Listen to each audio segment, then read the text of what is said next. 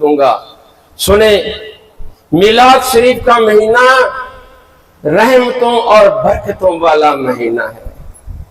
یہ مہینہ یہ کسی کسی کو جس گھر میں یہ میلاد ہوتا ہے اس گھر میں اللہ پاک کی خاص رحمت کا نزول ہوتا ہے. اور یہ نعمت کسی کسی کے حصے میں آتی ہے. میں کہوں گا یہ چودھری محمد امجد بہت خوش قسمت ہیں کہ حضور نے انہیں میلاد کی محفل سجانے کی توفیق عطا فرمائی. اور میلاد شریف کہ جتنی بھی میں بتاتا جو بہت کم ہے، میں نے شارٹ کر دیا. میرے پاس حضور کے منہ مبارک کا معجزات اور دہن مبارک اور پسینہ مبارک بڑے ہیں، لیکن میں صرف پسینہ مبارک ایک دو سناؤں گا اور پھر میں اپنا اصل جو موضوع ہے جس کے لیے میرا بڑا دل کرتا ہے وہ پھر آپ کو سناؤں گا. تو حضور اکرم صلی اللہ علیہ وسلم ادھر توجہ فرمائیں پلیز، اللہ آپ کو خوش رکھے. حضور اکرم صلی اللہ علیہ وسلم کا پسینہ خوشبو اور کستوری سے زیادہ، سبحان اللہ، زیادہ اس میں خوشبو تھی. اور حضور اکرم صلی اللہ علیہ وسلم آپ جس گلی میں سے گزر جاتے تو لوگ یہ دیکھ کر اندازہ لگا لیتے کہ اس گلی سے حضور اکرم صلی اللہ علیہ وسلم گزرے ہیں.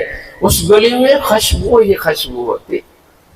اور حضور اکرم صلی اللہ علیہ وسلم جس سے بھی مسافہ فرما لیتے وہ سارا دن اس کے ہاتھ سے خوشبو آتی. سبحان اللہ کہہ دے.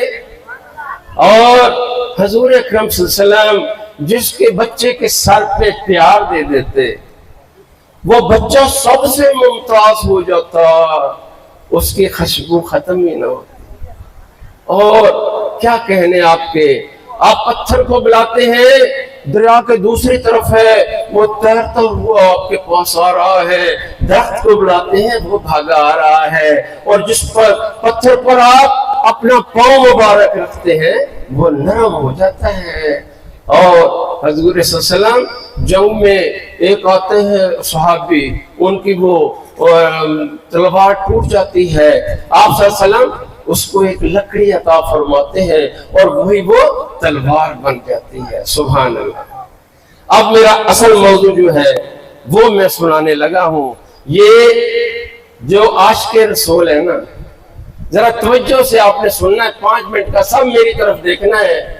یہ محبت رسول حضور کو اپنی امت سے کتنا پیار ہے.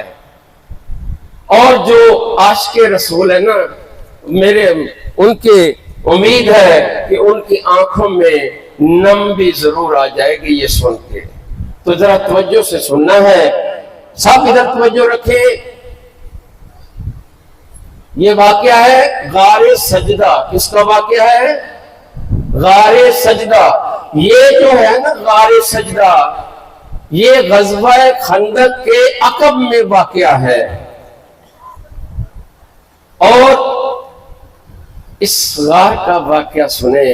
ایک دفعہ حضور اکرم صلی اللہ علیہ وسلم کے پاس حضرت جبرائیل امین تشریف لائے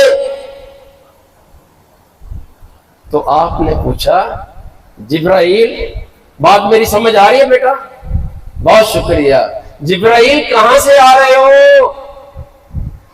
جبرائیل کہنے لگا، یا رسول اللہ آج میں جہنم سے آ رہا ہوں، دیکھ کے جہنم کو دیکھ کے آ رہا ہوں.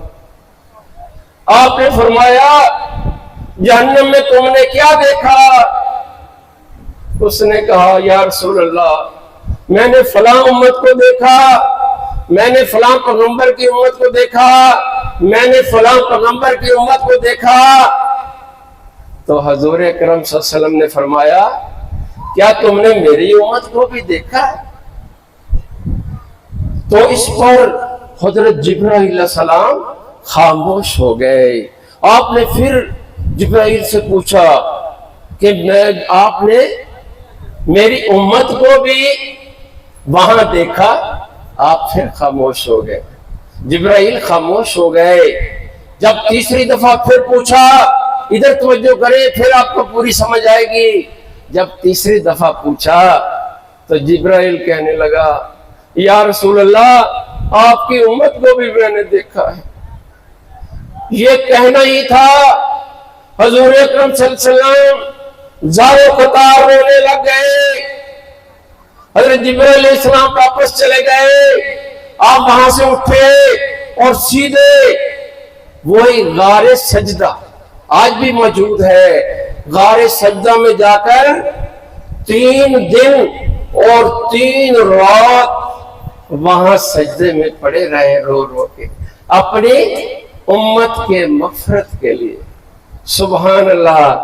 اور ادھر سے لوگ پریشان ہیں، وہ کہتے ہیں حضور صلی اللہ علیہ وسلم کدھر چلے گئے، سب ڈھونڈ رہے ہیں آپ کو۔ حضرت ابو بکر صدیق رضی اللہ تعالیٰ عنہ ڈھونڈتے ڈھونڈتے وہاں تک جا پہنچے غار کے نزدیک۔ جب غار کے نزدیک پہنچے نا تو ایک یہودی وہاں پر بکریاں چرا، پلیز ادھر توجہ دینی بیٹا، پلیز ایک منٹ خاموش ہو جاؤ۔ بکریاں یہودی چلا رہا تھا۔ حضرت ابو بکر صدیق نے پوچھا اس یہودی سے وہ کیا تم نے میرے آقا کو دیکھا ہے؟ یہودی کیا کہنے لگا؟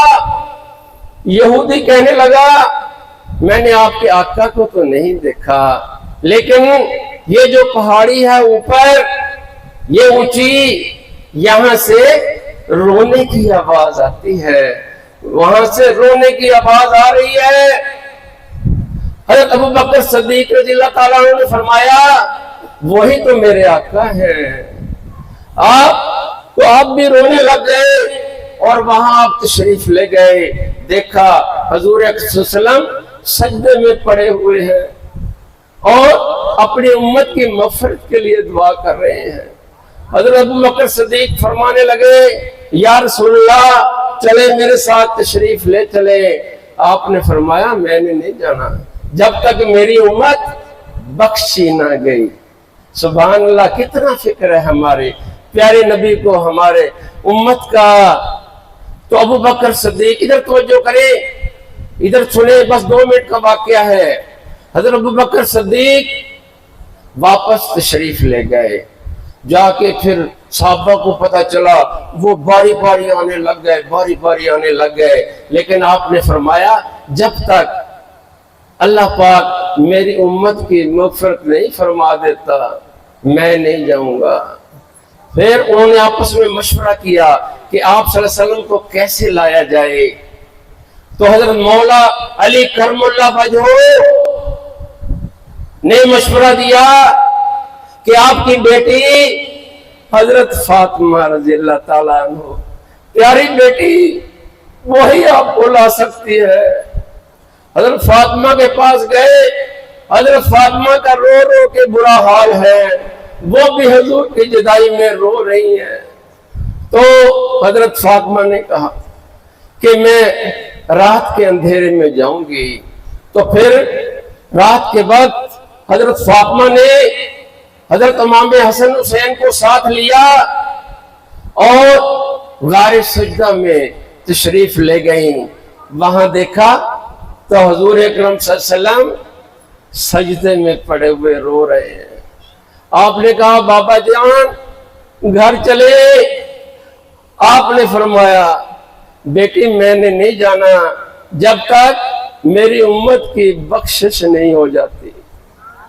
تو اس پر حضرت فاطمہ بھی رونے لگ گئی اور اللہ پاک سے دعا، بس میں ختم کر رہا ہوں بیٹا بیٹھ جائے ادھر، اللہ پاک سے دعا کرنے لگی یا اللہ میرے بابا جان اپنی امت کے غم میں، بخشش کے غم میں کیسے رو رہے ہیں، دیکھا نہیں جا رہا، یا اللہ جو امت حضور صلی اللہ علیہ وسلم کی ہے ان کی مغفرت فرما دے۔ رو رہے ہیں، کتنا ان کو احساس ہے۔ تو پھر حضرت جبرائیل علیہ السلام اللہ پاک بھیجتے ہیں اوپر سے کہ جا کے کہہ دو کہ میں نے حضور اکرم صلی اللہ علیہ وسلم کی امت کو بخش دیا ہے۔ سبحان اللہ کہہ دیں، اور ایک دفعہ ہو سکے تو درود شریف پڑھیں، اللہم صلی علی سیدنا مولانا محمد وآلہ وطراتے بذات کل معلوم اللہ کا استغفر اللہ الذی لا الہ الا هو الحی القیوم واتوب الیہ یا حی یا قیوم۔ اس پہ مجھے ایک شعر آ رہا ہے، بس میں ختم کر رہا ہوں۔ اپنی امت کو ہے پیار کتنا، حضور صلی اللہ علیہ وسلم کو اپنی امت کو پیار کتنا، کرم رحمت شعار کتنا، ہمارے جرموں کو دھو رہے ہیں حضور آنسو بہا بہا کر، ہمارے جرموں کو دھو رہے ہیں حضور آنسو بہا بہا کر، اور آخری ماں باپ ہوں نثار میرے، ماں باپ ہوں نثار میرے، ماں باپ ہوں نثار میرے آقا آپ پر، یہ رشتے یہ گھرانے سب آپ پہ فدا، اور رحمت ہے کل جہاں کے لیے آپ کا ایک اشک، اور دریا تمام سارے بحر آپ کے لیے۔ تو یہ واقعہ تھا غار سجدہ کا جو آپ نے سنا، اور ہماری دعا ہے اللہ پاک ہم سب کو حضور اکرم صلی اللہ علیہ وسلم کی سچی پکی محبت عطا فرمائے، اور ہمیں زیادہ سے زیادہ نماز پڑھنے کی، اچھے کام کرنے کی توفیق عطا فرمائے۔